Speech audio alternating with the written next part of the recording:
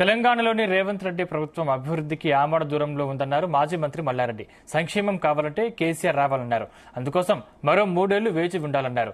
మేడ్చల్ జిల్లా Boduppal municipal corporation పరిధిలో పర్యటించారు. మానగర్, లక్ష్మీ గణపతి కాలనీల స్వాగతం ద్వారంతో పాటు 72 సీసీ కెమెరాల ప్రారంభించారు మంత్రి మల్లారెడ్డి.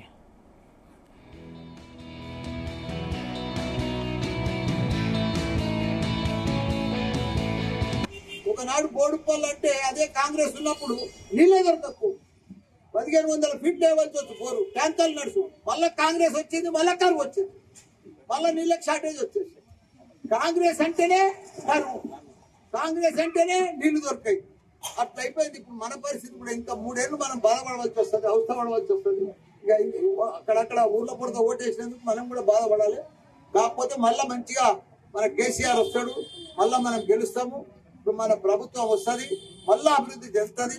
కాబట్టి కేసీఆర్ చేసినట్టుగా మున్సిపాలిటీలు కానీ గ్రామాలు కానీ ఎక్కడ కూడా ఎవరు కూడా చేయలేదు. 12,769 గ్రామాలుంటే ప్రతి గ్రామానికి dumping yard, grave yard, nursery, క్రీడా మైదానం, ప్రతి ఒక్కటి తాగునీరు, సాగునీరు, 24 గంటల కరెంటు బ్రహ్మాండంగా అభివృద్ధి చేసిండు గ్రామాలన్నీ.